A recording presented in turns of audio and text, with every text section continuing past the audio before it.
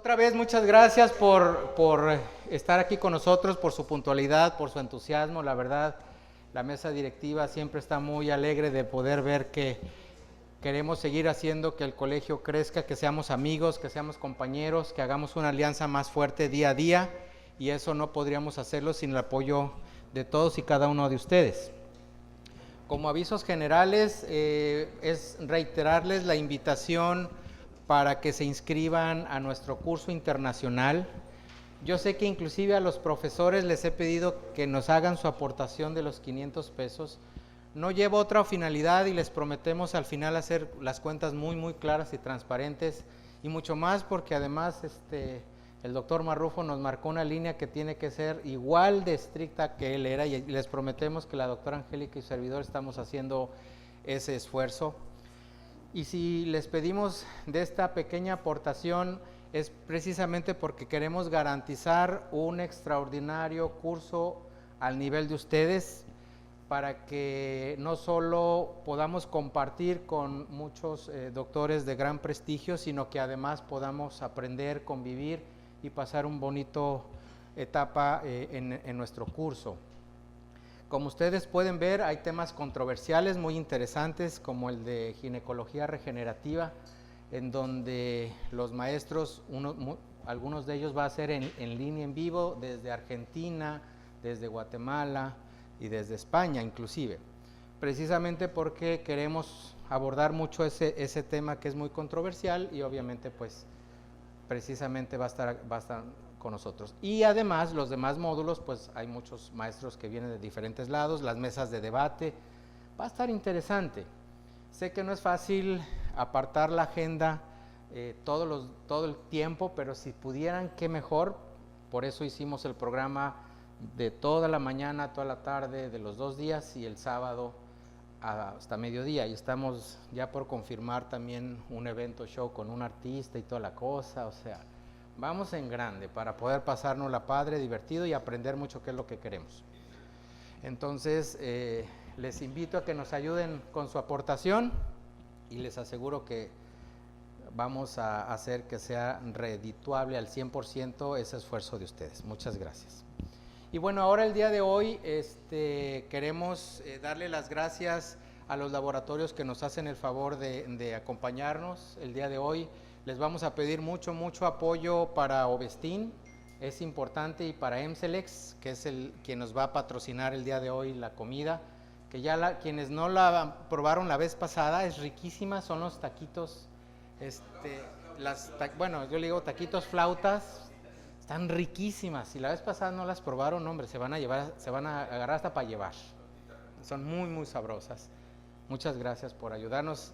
Y también Elda nos pidió del laboratorio para Bajitrol mucho de su apoyo. Pide una disculpa, tiene un problema de salud su nena, creo que muchos de ustedes saben esa situación, y creo que se complicó y la van a volver a operar mañana. Y pobre, estaba muy angustiada en ese sentido, y pidió pues una disculpa por no estar, pero pues les pide que si pueden apoyarle con Bajitrol y con Pirimir, pues ella feliz para seguir sacando para la papa del día a día, y pagar para su tratamiento de su hija. Ahora vamos a pasar a nuestra conferencia, en donde me voy a permitir presentar a un amigo, un compañero del colegio que tiene todo el respeto de nosotros, porque nos ha venido a ayudar a muchos, yo creo que si no es que ya a todos, en un pensamiento de practicidad, tanto en la laparoscopía como en la histeroscopía. Así que para nosotros es un verdadero honor que alguien de casa nos platique un poquito de su experiencia.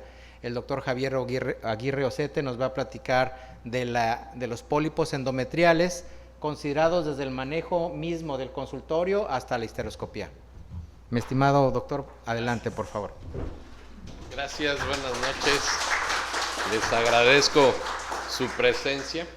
Vamos a tratar de dar esta plática de manera ligera, fácil, práctica, para que podamos entender un poquito cómo es este manejo histeroscópico de las lesiones. Empezando por la definición del pólipo, que es una protuberancia nodular benigna que va a crecer a lo largo de la superficie del endometrio y que va a estar compuesta por 3 características, que son las glándulas, el estroma y los vasos sanguíneos. Gracias. Existe, histológicamente podemos ver en esta fotografía de microscopía cómo el estroma de este pólipo se encuentra fibroso, cómo los vasos sanguíneos se encuentran con paredes largas y muy llenas de músculo, y la presencia de glándulas irregulares con dilataciones quísticas cubiertas de epitelio superficial. Existen 1000 clasificaciones de los pólipos. Para mí la más simple es esta, que está basado en la funcionalidad del pólipo, y los más raros son los temas funcionales, que ocupan el 20% y está compuesto por el endometrio que está circundando ese pólipo. El hiperplásico ocupa el 35%, que recuerda la hiperplasia endometrial, y los atróficos, que son el 45%, que es el más frecuente, va a tener un epitelio glandular atrófico. ¿Cómo es la histología de estos pólipos? Aquí puse con verde lo que es más frecuente. El pólipo es único o puede ser múltiple, pero es mucho más frecuente que sean únicos. Pediculados o sésiles, es más frecuente que sean pediculados, y grandes o pequeños, y el pequeño es lo frecuente.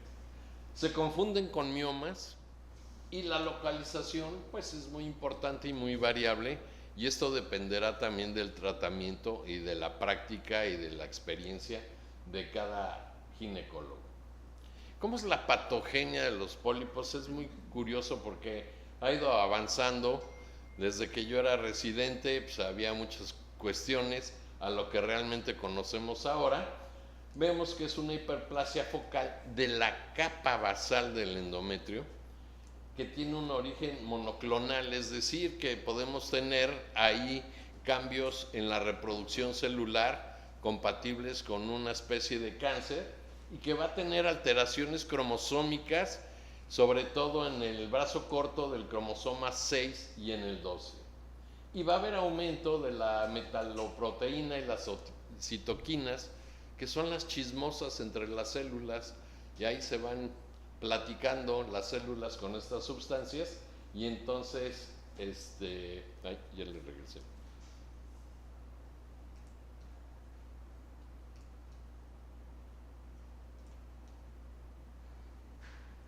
Y también hay una sobreexpresión de la proteína P63 que tiene mucho que ver con la reproducción celular. Lo que se ha encontrado últimamente es que está aumentado en estos pólipos los receptores de estrógenos y de progesterona, lo cual le dan un poco esta manifestación en conjunto con todo esto.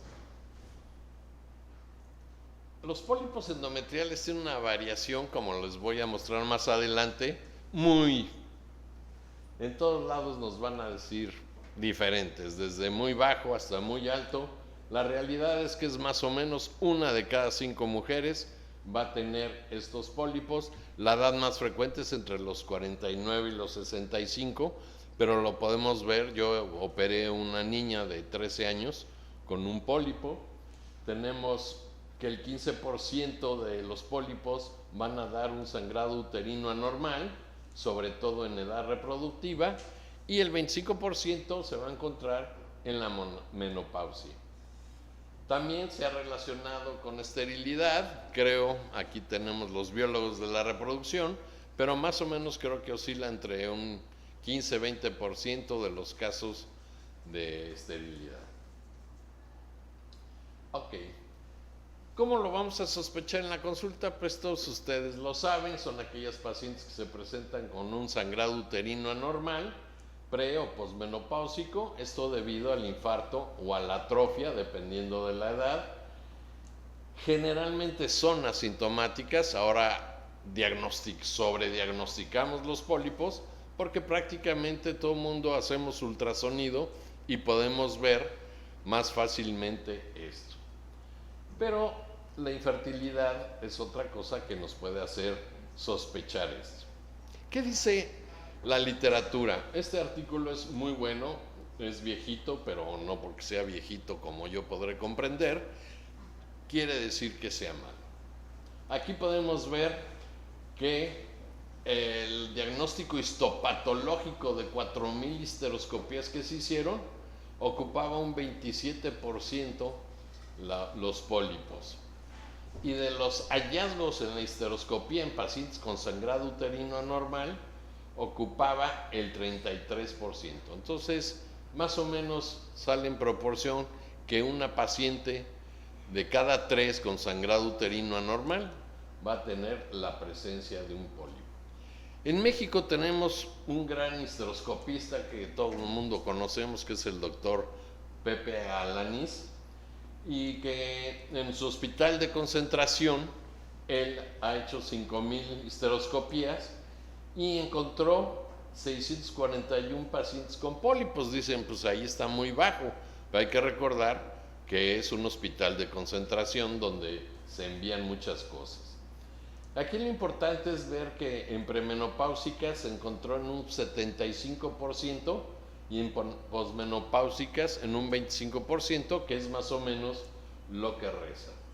En nuestro centro de histeroscopía aquí en Cancún hemos hecho 47 histeroscopías en el consultorio, de las cuales 33 presentan pólipo, pero esto igualmente es gracias a la referencia de sus pacientes que ya vienen diagnosticadas con los pólipos. Y esto es en 2 años que llevamos esta estadística. La sospecha en la consulta también hay que aumentar el riesgo de todas estas pacientes que ya sabemos de la triada de hipertensión, diabetes, obesidad y sobre todo mayores de 60 años.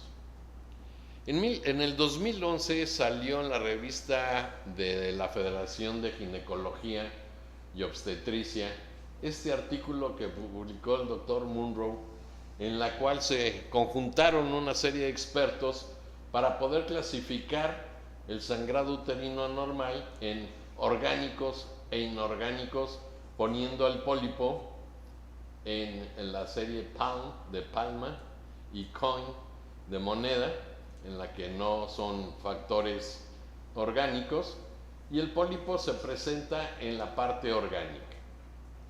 ¿Cómo se sospecha el sangrado del pólipo en esta clasificación? Se mide la regularidad, va a ser irregular en cuanto a la cantidad abundante y en cuanto a la duración prolongada. Entonces, con estos términos nosotros ya no debemos de estar usando hiperpolimenorrea, metrorragia y toda esta serie de nombres que se utilizan, pero fíjense, ya pasaron más de 10 años y no se nos quita la costumbre de seguir diciendo estas cosas, ¿no? En el manejo tradicional del sangrado uterino está desde primera línea y menos invasivo a la última línea y más invasivo. Y tenemos que hay observación, el tratamiento médico que hacemos mucho nosotros, se usaba antiguamente mucho el legrado, la ablación que últimamente se empieza a utilizar y por último era la histerectomía. Aquí pues entra un poco ya la histeroscopía y también entra el dispositivo intrauterino hormonal, lo cual pues nos da una gama de tratamientos muy amplia. Entonces, al hacer una buena historia clínica, como hemos visto en el interrogatorio, la exploración física normalmente no nos va a dar mayor dato, al menos que el pólipo protruya por el cervix, como vamos a ver más adelante. Lo importante aquí es la exploración complementaria, que básicamente va a ser a base de un buen ultrasonido. Se puede hacer también con la histerosonografía, que es el mejor diagnóstico, la histerosalpingografía como hallazgo y la biopsia endometrial, que prácticamente ya no la utilizamos como diagnóstico para el pólipo. En la gama del ultrasonido podemos ver que el ultrasonido estándar es muy bueno. Pero aquí lo importante es que si estamos sospechando un pólipo, hacerlo a medio ciclo. Vean cómo está este endometrio trilaminar y podemos observar claramente un pólipo, porque si lo hacemos ya pasando la ovulación, pues va a ser mucho más difícil poderlo localizar. Con el Doppler podemos ver el vaso alimentario y pues no se diga con la histerosono, nos sirve mucho para diagnosticar un poco entre mioma, pólipo y ver si es mioma, ver la profundidad en la capa miometrial y poder decidir ahí el tratamiento. Aquí está esta histerosono donde podemos ver el pólipo.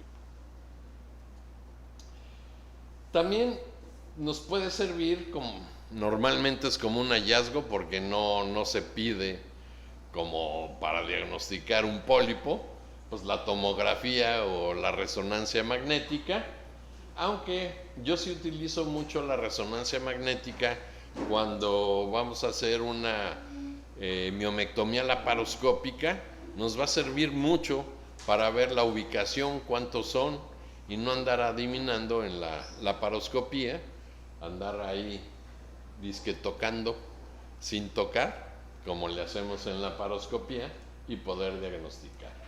Y bueno, sobre todo la histeroscopía de consultorio, pues nos va a ser muy útil. Ok, hay que hacer diagnóstico diferencial con todas estas patologías, la hiperplasia endometrial, sobre todo el carcinoma de endometrio, el adenofibroma, el adenosarcoma, los tumores müllerianos mixtos y el adenoma polipoideo atípico. De ahí la importancia de la histeroscopía, porque nos va a servir, además de diagnosticar, poder tomar una biopsia para poder hacer este diagnóstico. ¿Cuáles son las indicaciones entonces una vez que ya hemos diagnosticado nuestro consultorio? ¿A qué paciente vamos a someterle a una polipectomía histeroscópica? Pues sobre todo la que tiene sintomatología de sangrados y hemorragias, la que tiene un riesgo potencial, como vimos, la paciente obesa, hipertensa, diabética, que puede tener un riesgo. Es muy importante la polipectomía, no se diga en la búsqueda de la fertilidad, y también dependerá de la habilidad del cirujano para poder manejar esto. Entonces, los pólipos que vamos a hacer son los que sintomáticos y aquellos asintomáticos que sospechemos. Los pólipos chicos se pueden hacer en el consultorio y los grandes siempre es mejor en quirófano, porque aquí vamos a requerir una dilatación del cérvix para poder meter un resectoscopio. También en un quirófano podemos complementar con un legrado instrumental. Por lo tanto, la histeroscopía de consultorio nos va a dar el beneficio combinado de diagnosticar o incluso tratar ahí mismo. ¿Cuáles vamos a manejar en el consultorio? Pues los pólipos pequeños, hasta 3 o 4 pólipos. Yo la verdad es que los de 1 centímetro, centímetro y medio, también los estoy quitando en el consultorio, y yo prefiero seccionarlos con tijera si es paciente que va a estar bajo un programa de fertilidad. Mientras menos daño hagamos, pues siempre va a ser mucho mejor. Y usaré energía bipolar cuando sea un pólipo grande en una mujer que ya no va a tener vida reproductiva. Esto, al cortar con la tijera, vamos a arrastrar con una pinza el pedículo para traerlo al canal cervical. Esto lo veremos más adelante.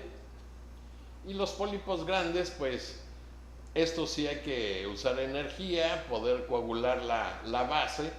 Podemos hacer un fileteado si es demasiado grande para poderlo extraer, y también traerlo con presión de la pinza para poderlo hacer.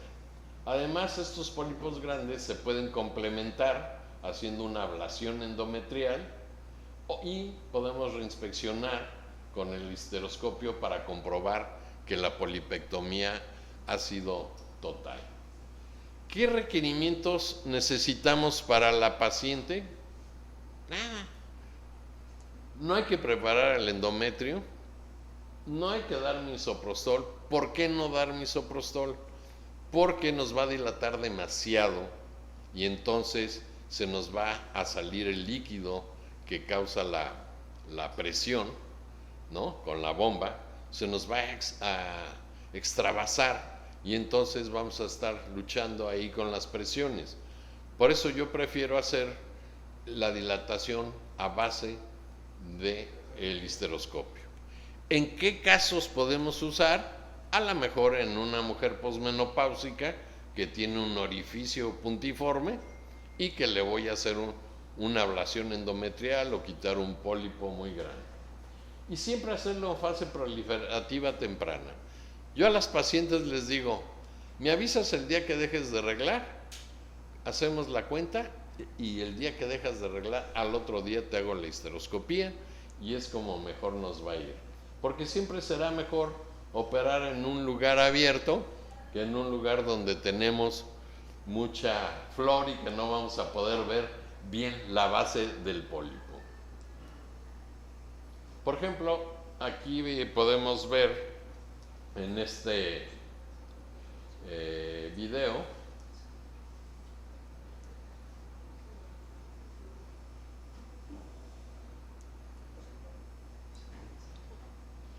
aquí podemos ver, es una histeroscopía de consultorio, supuestamente pasando la regla. Vean cómo está el endometrio totalmente engrosado.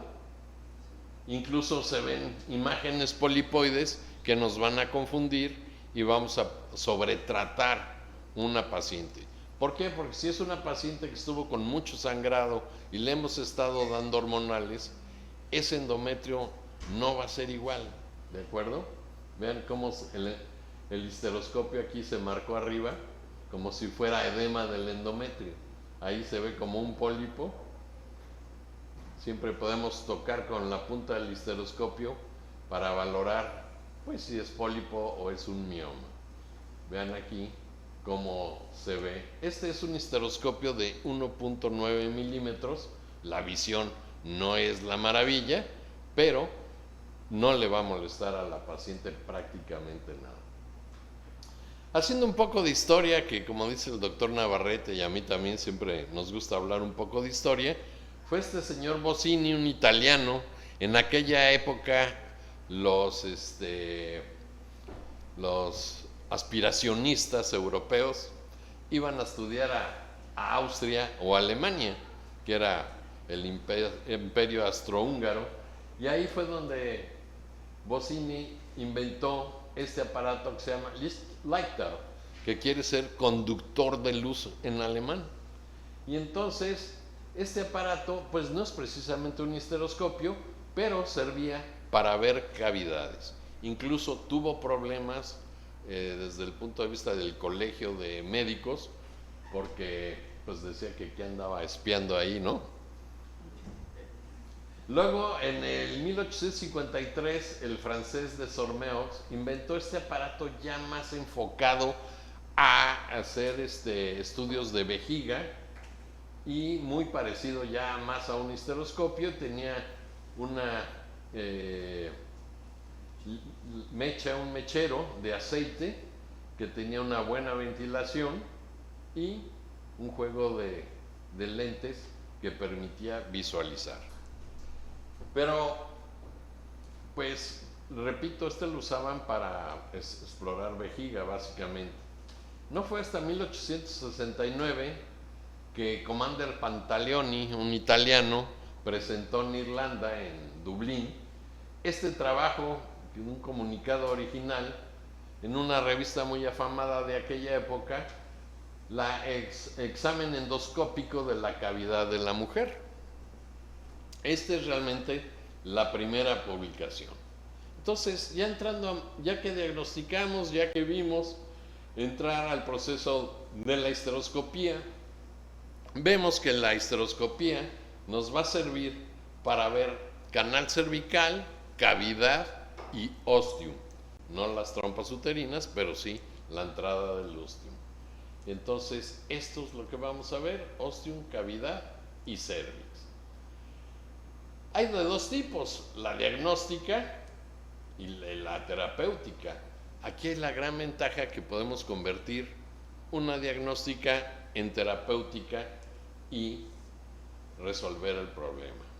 Fíjense ustedes, yo cuando era residente a mí me tocó utilizar este histeroscopio francés del Instituto de Óptica de París, en la cual tenía esta circunferencia que era como aquellos juguetes que teníamos que entraba la luz y se iba viendo. Entonces aquí entraba la luz, no había cable de luz y podíamos ver, y era de contacto, no se distendía la cavidad uterina, y se ha ido evolucionando. Sobre todo Hamu fue el que empezó a modificar el histeroscopio, pero empezaron a reducir los diámetros a tal grado que el doctor Betocchi, que todos ustedes conocen, redujo ya prácticamente a 2 milímetros el histeroscopio, lo cual lo hace mucho más accesible. Con todos estos avances, tanto en las bombas de infusión, que podemos controlar muy bien, las energías eléctricas y los láser, que son muy seguros, podemos hacer unas cirugías con mucha confianza. Y bueno, en aquella época se utilizaba gas, se utilizaba CO2, se tenían que hospitalizar y prácticamente solo eran diagnósticas allá a principios de los 80s. Actualmente usamos un medio de distensión que es la solución fisiológica, que no nos va a generar problemas como lo genera el isclium y la glicina, que pueden producir daño cerebral.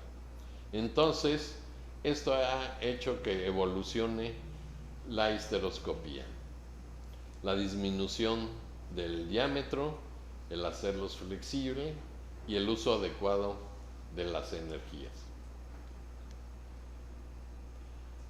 ¿Cómo está compuesto el histeroscopio? Recuerden que tiene una camisa interna por la cual va el canal operatorio y entra la solución por ese canal. La camisa externa tiene la salida de ese líquido para lavar la cavidad, y tenemos una óptica que normalmente son de 30 grados. Y esto tiene una importancia, el hecho de que sean de 30 grados. Este es mi histeroscopio, que mide 2 milímetros. Como pueden ver, es realmente pequeño si lo comparamos con la punta de un lápiz. Vean ustedes que es mucho más chico eso, y lo podemos utilizar con toda tranquilidad. Además, las bombas que nos van a permitir aumentar la presión. Normalmente manejamos presiones de menos de 70 milímetros de mercurio, porque al aumentarlas vamos a trasvasar los ostiums, y entonces también se va a perder un poco la presión.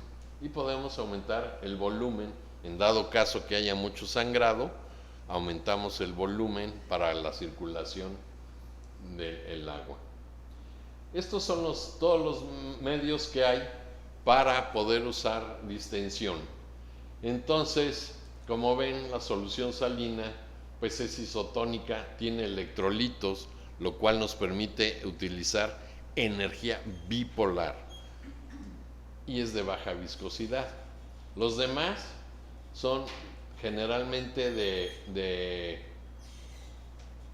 que no tienen electrolitos, y hay que usar energía monopolar. Muy bien, aquí tenemos el monitor, que también se ve. Este es nuestro centro, ahí donde tenemos todo para poder hacer histeroscopías con todo el instrumental adecuado para hacerlo.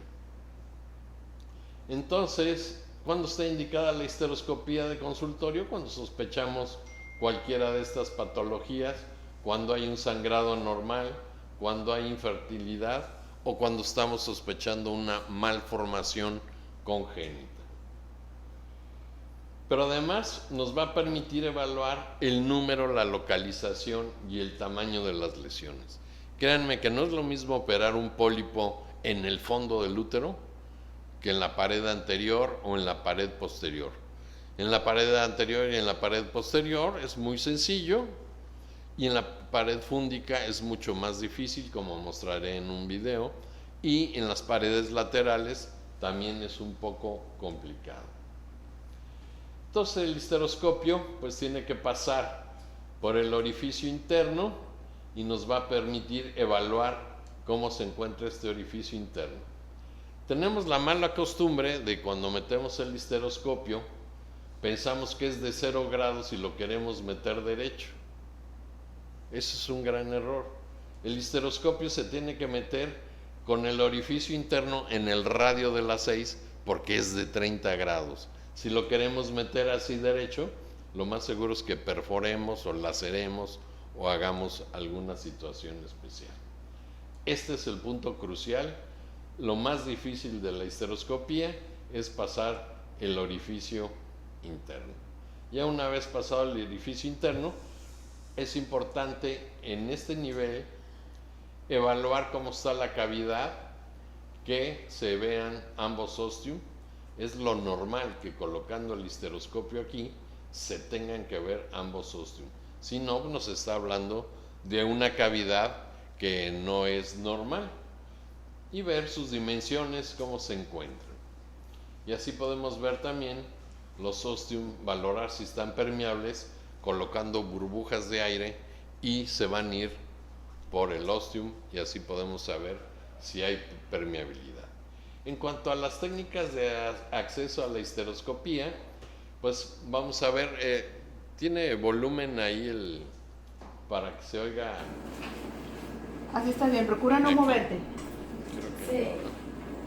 Bueno, es una paciente que está sin anestesia, que estamos haciendo la histeroscopía de consultorio, ¿verdad? Y el factor enfermera es lo más importante, porque la enfermera tiene que estar platicando. Y cuando ya voy a entrar al orificio interno, la pregunta mágica para una mujer es: oiga, ¿y cuántos hijos tiene? ¿O qué hace su hijo? Y se vuelan las mujeres cuando les pregunta uno de los hijos. Y entonces se distraen. Pueden hacer un pequeño coliquín y ya pasar. Y entonces realmente es muy sencillo. Una histeroscopía de consultorio no nos debe de llevar más allá de 3 minutos, 4 minutos. Ya una vez que entramos, se puede hacer el paneo. Mientras menos toquemos las paredes, menos dolor va a generar. Vean ustedes cómo podemos ver los ostiums con movimientos de la lente, no con movimientos del brazo. Tiene que ser movimientos giratorios para que el lente pueda ver hacia uno o hacia otro lado. Vean aquí cómo poniendo la lente en el ostium se visualizan ambos ostium. Y también aprovechamos para explorar el cervix. Yo utilizo la técnica sin espejo y sin pinza porque es mucho más fácil y me permite valorar un poco el cuello, la vagina y así poder localizar el orificio externo y poder entrar con mucho más facilidad sin hacer una dilatación importante. Entonces aquí entramos, a veces con la mano izquierda puedo poner en retroversión el útero si está muy llenante para poder localizar el orificio interno. Vean qué padre se ven las glándulas, los vasos sanguíneos. Se puede hacer una buena evaluación de todo esto. Y hay que esperar, hay que dar tiempo a que el agua empiece a dilatar, ir avanzando poco a poco si está muy estrecho.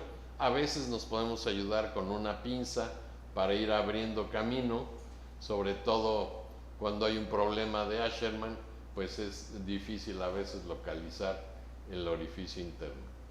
Pero vean ustedes cómo se va abriendo el camino y solito nos va a dar el orificio interno. Vean ustedes ahí cómo ya se ve el orificio interno y está a las 6.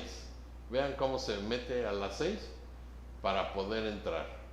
No hay que entrar derecho. Aquí podemos ver cómo esta paciente tiene un tabique pequeño y por eso nos dificulta más ver los ostiums. Pero esa es una buena técnica. La otra puede ser la tradicional, con pinza de posi, dilatadores, pues si así te acomoda, eso es lo importante.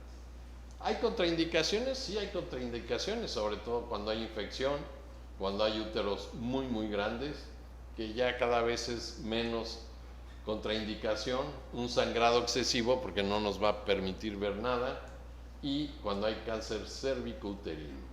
La gestación, esta ya se pone entre comillas, porque ahora ya se están haciendo fetoscopías, y las fetoscopías pues cada vez van a estar más en boga. Cuando hay una perforación uterina reciente, no es prudente hacer histeroscopías, y la contraindicación anestésica. Vamos a ver este vídeo.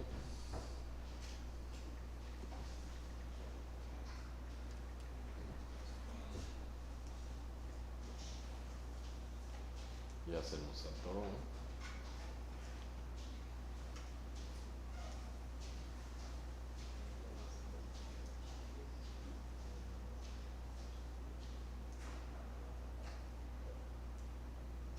Yo creo que va a tardar un poquito en entrar. Pero acá tampoco me deja.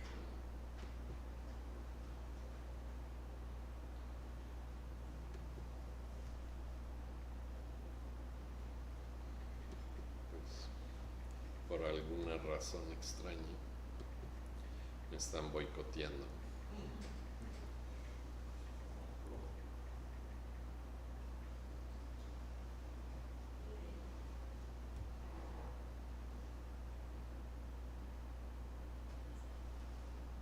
Bueno, si no pasamos a este es un pólipo que realmente es un mioma, pero es para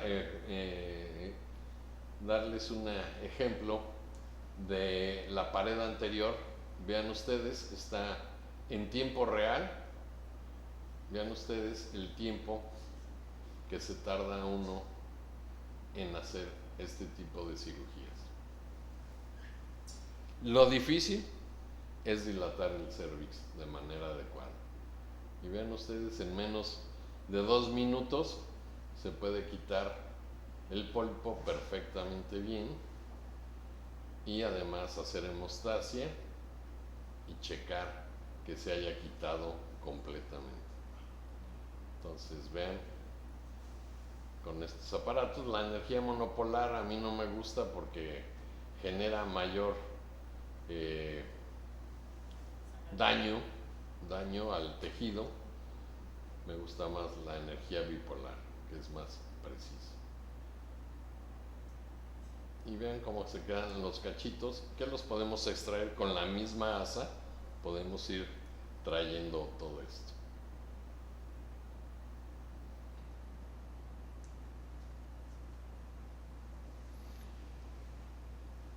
Acá está otra con asa, un pólipo en la cara posterior.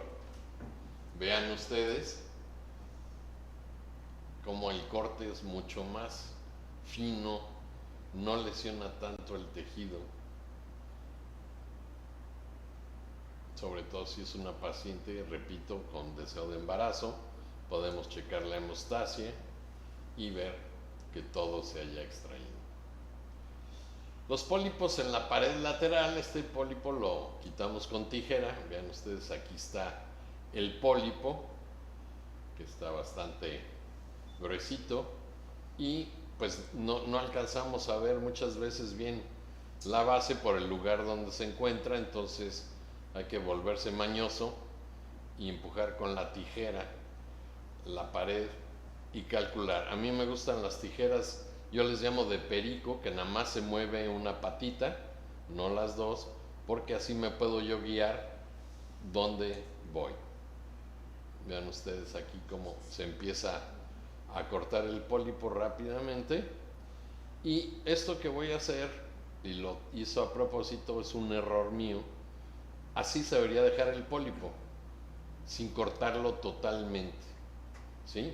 Para luego tomarlo con una pinza y poderlo extraer. Porque en el momento en que lo cortan, aquí hay otro pólipo, pues empieza a girar dentro del útero y es mucho más difícil. Vean este caso del pólipo protruido a través del cérvix de una paciente allá en el Hospital Español. Pues hay muchas pacientes ancianas y ella pues es una paciente de 62 años que llegó por sangrado y lo que tenía era un pólipo que protruía bien este pólipo. Y bueno, nosotros muchas veces en el consultorio decimos, le doy vueltas y lo quito. Pero pues lo quitará totalmente. Aquí podemos ver cómo vamos por el canal cervical, continúa el pólipo, continúa, llegamos al fondo, vean cómo es un endometrio totalmente atrófico propio de una señora de 62 años, y vean dónde está la base del pólipo acá arriba en la pared látero anterior.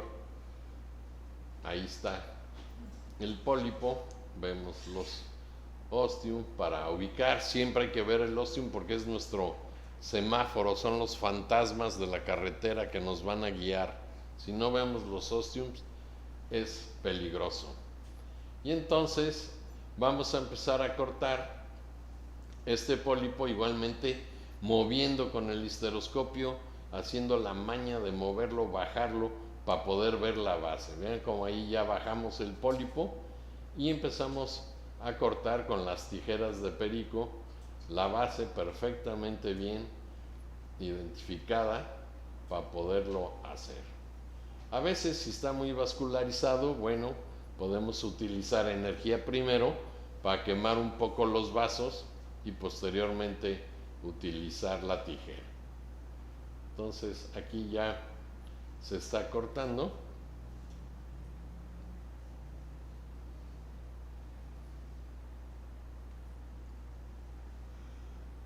Y vean cómo están los vasos ahí en la base, y esos pues sí pueden sangrar y mancharnos un poco.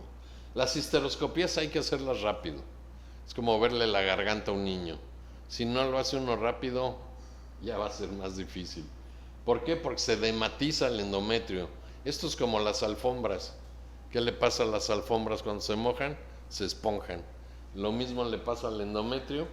Entonces no podemos estar perdiendo mucho el tiempo porque se nos va a dematizar el endometrio. Y vean ustedes, aquí ya estamos extrayendo, haciendo presión con la pared del endometrio y se extrae un pólipo más largo que la cuaresma.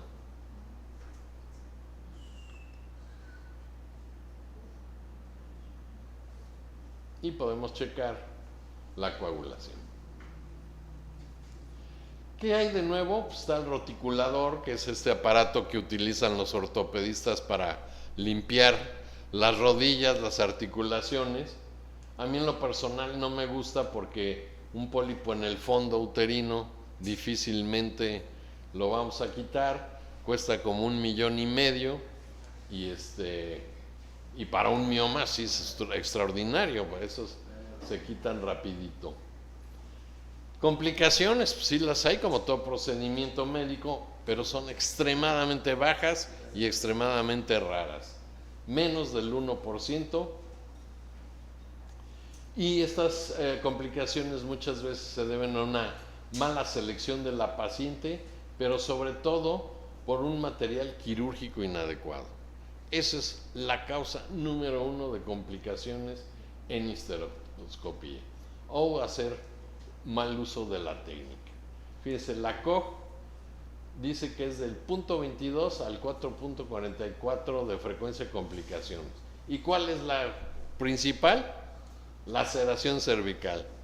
Si usamos la técnica cerrada, pues ya nos estamos evitando mucho esta complicación. La hemorragia es muy baja, la perforación uterina es muy baja. ¿En cuál se ve la perforación uterina? En pacientes posmenopáusicas que el útero se acorta y nos confiamos de que vamos a entrar y entramos y es un uterito de 3 centímetros. Y existen embolias aéreas, puede haber muerte, claro que puede haber, pero utilizando solución fisiológica es mucho más difícil que exista todo esto. Y existe todo esto: dolor, reflejo vagal, perforación uterina, trauma cervical. Y aquí es lo que les repito, al pasar el orificio es donde va a generar más dolor.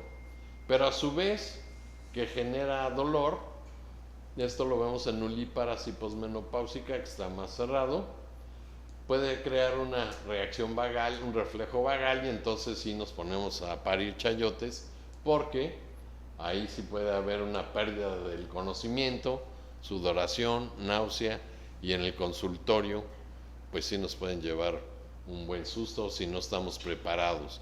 Siempre hay que educar a la paciente antes del procedimiento.